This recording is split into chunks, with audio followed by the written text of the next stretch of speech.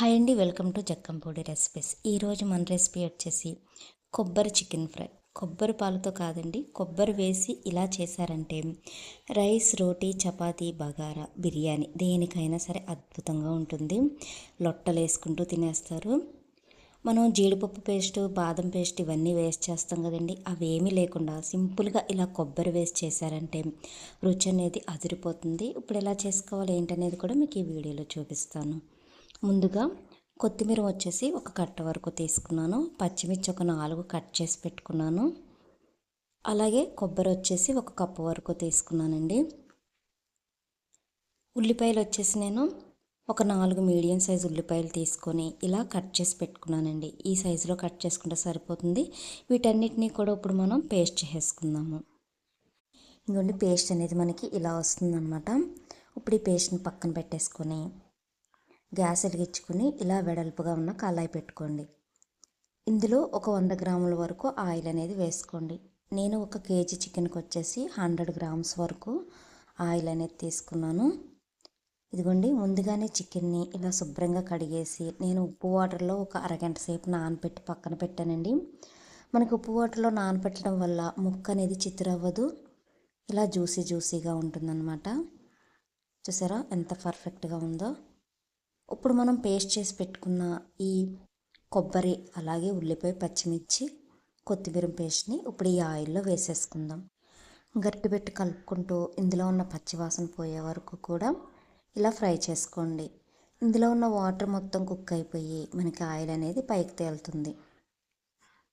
ఇంకొండి చూడండి, ఇక్కడ కనిపిస్తుంది కదా, ఆయిల్ మొత్తం కూడా పైకి తేలింది చూసారా.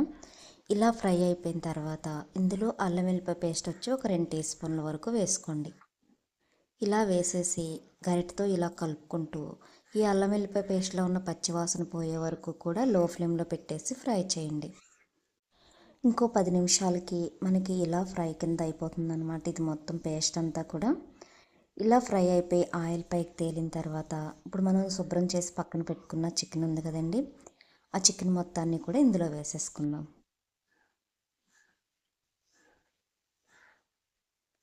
ఇలా వేసేసి గరిటె పెట్టి కలుపుకుంటూ ఈ పేస్ట్ మొత్తం చికెన్ పట్టేటట్టు బాగా కలుపుకోవాలి.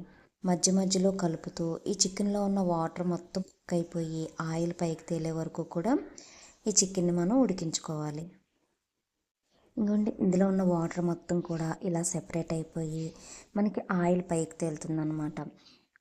అప్పుడు మాత్రమే ఇలా గుండెకాయ కార్చాలు ఉంటాయి కదండి, కోడి, అవి తీసి ఇలా వేసేసి మరీ ఎక్కువగా కలిపేయకోకుండా ఇలా ఉంచేసి మూత పెట్టి ఒక 10 నిమిషాలు మగ్గించేసుకోండి.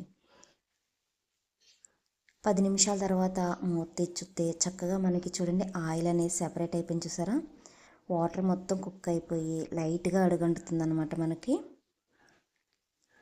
ఇలా ఒకసారి కలిపేసుకొని ఇప్పుడు ఇందులో మనం ఉప్పు, కారం అనేది యాడ్ చేసుకుందాము. ఇందులో నేను సాల్ట్ వచ్చేసి 2 టీ స్పూన్ల వరకు వేసుకున్నాను. మీకు ఎంత పడుతుందో చూసి యాడ్ చేసుకోండి. అలాగే పసుపు వచ్చేసి నేను చిన్న టీ స్పూన్తో యాడ్ చేస్తున్నాను కాబట్టి 2 టీ స్పూన్లు యాడ్ చేశానండి. అదే పెద్ద టీ స్పూన్ అయితే 1 టీ స్పూన్ వరకు యాడ్ చేసుకుంటే సరిపోతుంది.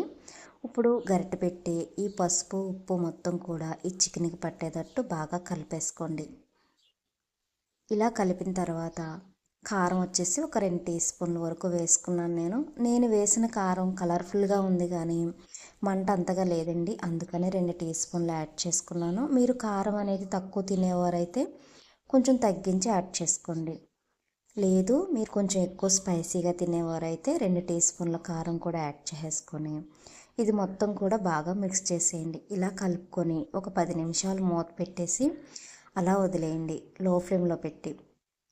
ఇప్పుడు చూడండి మనకి చికెన్ అనేది ఇలా ఉంది కదా. ఇప్పుడు ఇందులో ధనియా పౌడర్ వచ్చి 1 టీ స్పూను, జీరా పౌడర్ వచ్చి 1 టీ స్పూను, అలాగే గరం మసాలా కానీ లేదా మీ దగ్గర చికెన్ మసాలా ఉంటే చికెన్ మసాలా కానీ 1 టీ స్పూన్ యాడ్ చేసుకుని ఇలా బాగా కలిపేసి ఒక 5 నిమిషాలు అలా వదిలేయండి లో ఫ్లేమ్లో.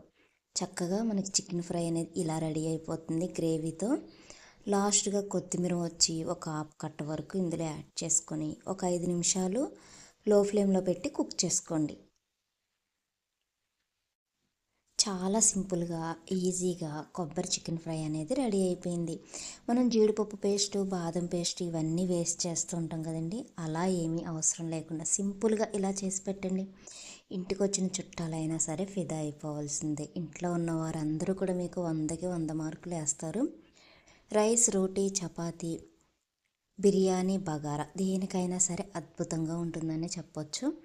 మీరు కూడా ట్రై చేసి ఎలా వచ్చింది ఏంటి అనేది కామెంట్ బాక్స్లో కామెంట్ చేయండి. అలాగే మీకు కనుక నా వీడియో నచ్చినట్లయితే లైక్ చేసి మన ఛానల్ని ఫాలో చేసేయండి. కొత్తగా ఎవరైనా చూస్తున్నట్లయితే బెల్ ఐకాన్ ప్రెస్ చేసి అందులో ఆల్ అనే బటన్ ఉంటుందండి. ఆ బటన్ కనుక ప్రెస్ చేశారంటే నా నోటిఫికేషన్స్ అన్నీ కూడా మీరు చూడొచ్చు.